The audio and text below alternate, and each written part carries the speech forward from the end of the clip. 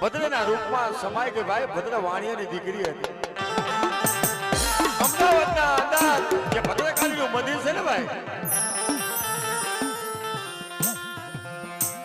ઈ ભદ્રના રૂપની માલિપા સમાયને એમ કહેવાય કે માથે સોનેરી ગરબો લઈને ભાઈ ઈ સભાની માલિપા મળી ઘૂમવા આવો.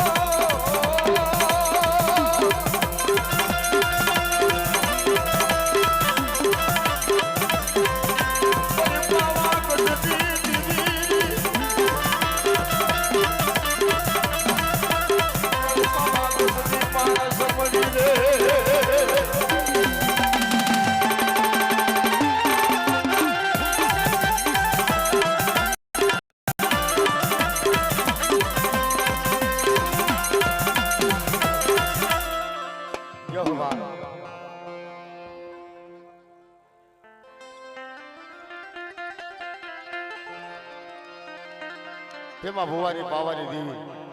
હા,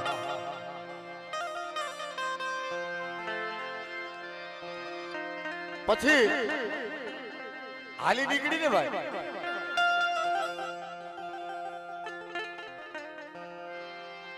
મારી પાવાની દેવી હાલી નીકળી સોમેડો માંગણ જંતર લઈને ઉભો છે.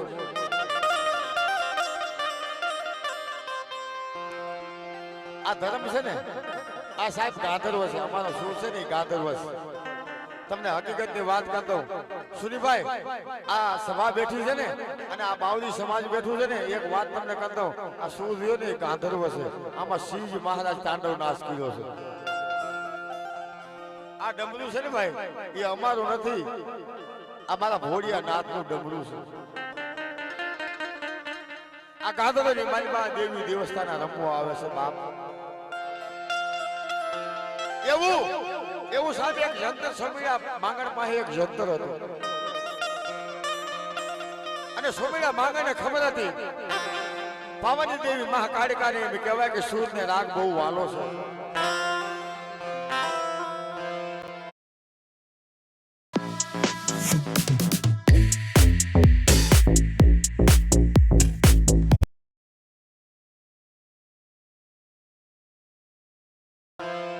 આડો ઉભો રહી ગયો. આ જંતર વગાડવા મળ્યો, હાથમાંથી લોહી હાલ્યા જાય તો જંતર મૂકતો નથી.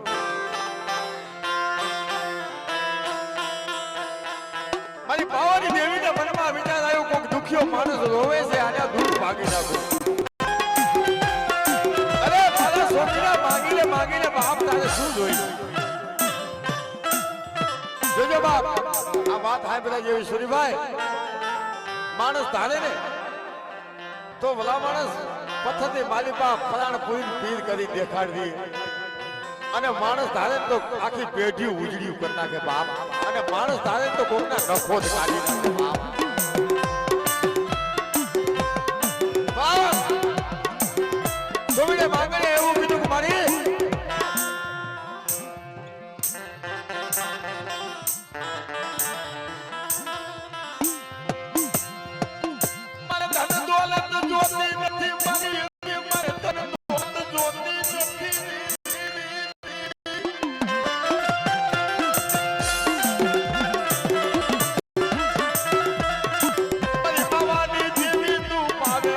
મારી હાલને મારી પાવાની દીવી રે